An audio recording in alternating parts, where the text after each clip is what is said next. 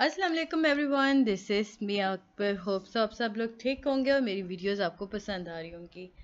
आज जी हम लोग वीयू की एक नई दुनिया की तरफ बढ़ रहे हैं। एजुकेशन के अंदर एक नए सीरीज़ को स्टार्ट करने जा रहे हैं, यानी कि EDU 516 टीचिंग ऑफ इंग्लिश। मैं आपको इसकी कंप्लीट लेक्चर सीरीज़ करवाऊंगी, यानी कि 1 से लेकर 45 तक। और मैं कोशिश करूंगी कि मैं इसे इतना सिंपल कर दूं, इतना आसान कर दूं कि आप सुनने और आपको याद हो जाए। इन वीडियोस में हम बेसिकली बात करेंगे पेपर रिलेटेड हर वो चीज़ जो कि इम्पोर्टेंट होगी, यानी MCQs भी एक ही सी वीडियो के अंदर हम लोग प्रोवाइड कर देंगे आपको। तीनों को फॉर्मेट, MCQs भी हो गया, शॉर्ट भी आ गया और लॉन्ग क्वेश्चंस भी आ गए। बहुत सिंपल कर दूँ जो लोग नए आए हैं मेरे चैनल पर उनके लिए, कि जो चीज़ें मैं हाईलाइट करती हूँ वो आपके पेपर पॉइंट ऑफ व्यू से इम्पॉर्टेंट होती हैं। बाकी जो पुराने हैं उन्हें पता है कि किस तरह चलना है। तो चलिए जी अपनी वीडियो करते हैं स्टार्ट। हमारा सबसे पहला लेक्चर है lecture number 1, topic 1, reading skill, silent reading.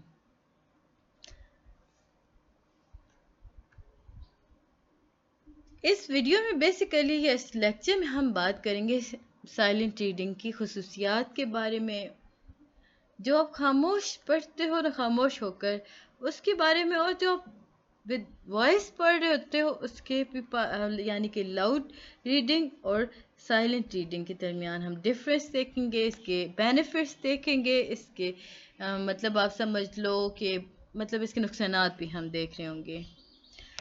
तो सबसे पहले जब हम शुरू करते हैं तो हमें बताया जाता है कि जो हैबिट है ना साइलेंट रीडिंग की, ये बहुत इम्पॉर्टेंट है स्टूडेंट के अंदर, उसे फेमिलियर करने के लिए किसी दूसरे लैंग्वेज के साथ।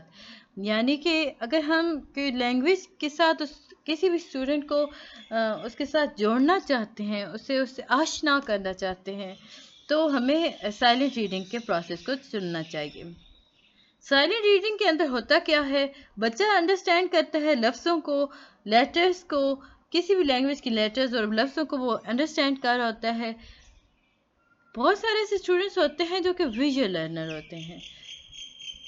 अब विजुअल लर्नर कौन से होते हैं? अब वो कुछ स्टूडेंट ऐसे होते हैं ना जो कि सिंपल सिर्फ देख लें तो उन्हें आ जाता है, मतलब उन्हें ज़ुबानी आ रहा होता है कि भाई ओके फाइन ये इसमें लिखा हुआ था, याद रहता है, उनकी याददाश्त इतनी बेहतरीन होती है। तो ऐसे स्टूडेंट्स के लिए या ऐसे लर्नर्स के लिए साइलेंट रीडिंग बेहतरीन है। साइलेंट रीडर जो होता है ना, वो कभी भी खुद को एम्बेरस फील नहीं करता, यानी कि जो बच्चा खुद से पढ़ रहा है वो दूसरों के सामने एम्बेरस नहीं होगा, बिकॉज वो खुद पढ़ रहा है ना, तो वो उसे पता है क्या चीज़ गलत है, तो उसे ठीक करेगा। उसके प्रोनाउंसिएशन में जहाँ प्रॉब्लम आ रही होगी वो उसे खुद से मतलब उसे ठीक करने की कोशिश करेगा।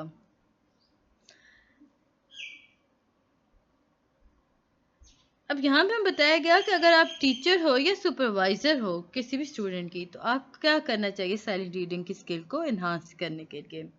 तो सबसे पहले जी, आप अगर चाहते हैं कि साइलेंट रीडिंग की जो स्किल है बच्चों की मदद कर सके, तो आप क्या करो, आप उन्हें बताओ, उन्हें कहो कि जो अंडरलाइन वर्ड है ना, या यूँ कर लें कि आप उन्हें एक बुक दें, उसमें आप उनके लेवल के हिसाब से अंडरलाइन करें वर्ड और बच्चों को प्रोवाइड कर दें, और कहें कि आप खामोशी से देखें इन लफ्ज़ों को और समझें कि क्या लिखा हुआ है। अब ये जो टेक्निक है ना, ये मिक्स एबिलिटी क्लास के अंदर बहुत बेहतर कामकारी होती है। देखिए जो रीडिंग होती है ना, वो डेवलप करती है कॉन्सेप्ट्स को। अब कैसे वो कॉन्सेप्ट को डेवलप करेगी, जब देखें स्टूडेंट जो होगा वो कंसंट्रेट कर रहा होगा ना किसी भी लैंग्वेज पर या उस इंफॉर्मेशन पर, तो उसे बहुत कुछ सीखने में मदद मिलेगी। ऑन द अदर हैंड अगर हम उसे सिंपल फिनिश करवा रहे हैं रीडिंग, और वो उसके मतलब दूसरे बच्चों को उस चीज़ की समझ नहीं आ रही, वो उसका इंटरेस्ट उनका ख़त्म हो गया, तो यहाँ पे आके जो रीडिंग है वो कोई बेनिफिट नहीं देगी। नेक्स्ट टॉपिक है आपके पास 2, लाउड रीडिंग। अब लाउड रीडिंग जो है ना, इसके बहुत सारे डिसएडवांटेजेस हैं रेदर देन एडवांटेजेस। तो अगर हम उसके एडवांटेजेस की बात करें ना, तो इसमें होता क्या है कि इसका एक ही एडवांटेज हमें नज़र आता है कि जो स्टूडेंट टीचर होती है ना, बच्चों से जब लाउड रीडिंग करवा रही होती है तो उसे पता चलता है कि बच्चों को कितनी बातें समझ आ चुकी हैं या उन्हें कितना उनकी प्रोनाउंसिएशन बेहतरीन हुई है। लेकिन यहाँ भी हमारे पास ये डिसएडवांटेजेस भी बहुत सारे पाए जाते हैं। उनमें हमारे पास जो सबसे बड़ा डिसएडवांटेज ये है कि हम हर स्टूडेंट को इंगेज नहीं कर रहे होते। होता कुछ यूं है कि क्लास के अंदर ना, अब आप लोगों की क्लास है तो आपको पता होगा कि टीचर क्या करती है कि जो बेहतर पढ़ने वाला है, यानी जो आपके क्लास में एक लाइक स्टूडेंट है, टीचर सिंपल उसे उठाएगी और कहेगी कि आप पढ़ना शुरू कर दें। अब वो बच्चा जो है वो पढ़ रहा होगा, बाकी बच्चे जो हैं वो उसे फॉलो कर रहे हैं नहीं कर रहे, उनकी अपनी मर्जी, वो डिसइंटरेस्ट फील करना शुरू कर देते हैं इस सारे इवेंट के अंदर। इवन जो बच्चा पढ़ रहा होता है वो खुद भी कंसंट्रेट नहीं कर रहा होता कि कंटेंट में लिखा क्या है, बल्कि वो प्रेशराइज कर रहा होता है खुद को, वो इतना ज़्यादा कर रहा होता है कि वो जो कुछ भी लिखा है ना उसे समझ आए ना आए, बस उसे बोलना सीधा है। तो ये इससे हुआ क्या कि बच्चा जो पढ़ रहा है उसे भी नुकसान हुआ और जो सुन रहे हैं उन्हें भी नुकसान हुआ, कि समझ दोनों तरफ किसी को कुछ नहीं आई। हम इसे कह सकते हैं कि ये वेस्ट ऑफ टाइम है। अगर ये बेनिफिट करे ना, तो if it is timed correctly and carried out at the end of the lesson when everyone has become familiar with content, यानी कि अगर हम इस टेक्निक को एक बेनिफिशली के तौर पे लेके आएंगे कि हमें बेनिफिट्स दे, तो हम उसे किस तरह यूज़ कर सकते हैं। तो इसके लिए ज़रूरी है कि टीचर जब क्लास में अपना लेक्चर दे चुके और ख़त्म हो जाए वो लेक्चर, तो टीचर स्टूडेंट से तब जाके कहे हाँ जी अब आप पढ़ें। तो इससे होगा क्या, जो पढ़ रहा है उसे पता होगा कि आज के कंटेंट में है क्या, और जो सुन रहे हैं उन्हें भी पता होगा। नेक्स्ट टॉपिक आपके पास आता है स्किमिंग। स्किमिंग यानी कि आप इसे अगर उर्दू में करो तो खुलासा। स्किमिंग जो होती है वो मतलब हम कुछ भी आपके आसपास हो रहा है या न्यूज़पेपर आपने देखा, तो उनके जो मेन पॉइंट हैं उन्हें हम नोट कर लेते हैं, उन्हें समझ लेते हैं, बाकी हम डिटेल्स नहीं चेक करते। तो इस सारे प्रोसेस को हम स्किमिंग कहते हैं। प्रॉपर अगर इसकी वर्डिंग देखें तो हम कहेंगे कि skimming is done when we just want to get a gist of what is going on. Gist of मतलब ये हुआ कि आइडिया, आपको यहाँ से एक आइडिया मिल जाता है कि हो क्या रहा है। आपने इसका टॉपिक देखा, आपको अंदाजा होगा जी। देखिए अभी मैंने आपको यहाँ पे इसका टॉपिक बताया था, कहा था ये था कि रीडिंग स्किल। तो इससे साबित ये हुआ कि हमें फौरन से मिल गया कि आपने जितना भी बात करनी होगी ना वो रीडिंग के अकॉर्डिंग हो रही होगी।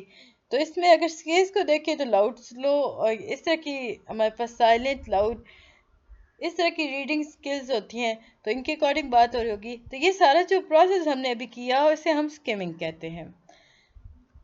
न्यूज़पेपर देखा, उसकी हेडलाइन देखी तो हमें पता चल गया कि इस खबर में क्या क्या चीज़ें पाई जाती हैं। टीवी स्क्रीन देखी, न्यूज़ लाइन्स देखी और उन्हें पढ़ा तो हमें पता चल गया कि ओके आज तो न्यूज़ में ये सारी बातें की जा रही होंगी। तो वो जो आइडिया आपको आ जाता है उसे हम स्किमिंग कहते हैं। आगे बढ़ने से पहले काइंडली मेरे चैनल को लाइक और सब्सक्राइब ज़रूर कर दें। वीडियो पसंद आती है तो कमेंट करें, वीडियो को एंड तक देखा करें। अगर नहीं पसंद आ रही तो भी कमेंट कर दें ताकि मुझे पता चल सके कि मैं किधर गलत हूँ और मुझे कैसे ठीक कर सकती हूँ। तो अब जी हमारे पास आता है टॉपिक नंबर 4, स्कैनिंग। शुरू में हमने साइलेंट रीडिंग देखी, फिर लाउड रीडिंग देखी, फिर स्किमिंग देखी। Now we go on scanning. Scanning के अंदर होता क्या है, देखिए अभी आप सबको पता है कि स्कैन होता क्या है, स्कैन के अंदर हो क्या रहा होता है। तो इसमें हम डिटेल्स में देख रहे होते हैं, हर चीज़ की डिटेल निकाल रहे होते हैं, उसे स्कैन कर रहे होते हैं। प्राइमरी स्कूल चिल्ड्रन जो है ना, उन्हें रिकग्नाइज कर, मतलब उन्हें यूँ समझ लें कि आशना किया जाता है लफ्ज़ों के साथ, वर्ड्स के साथ और उनके मतलबों के साथ।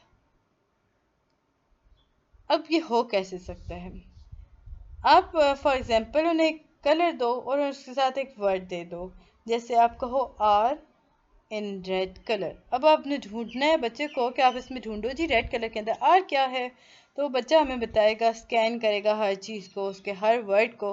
देन ही कम टू इट कि जो स्टार्टिंग पॉइंट है या स्टार्टिंग वर्ड है दैट इज एन आर।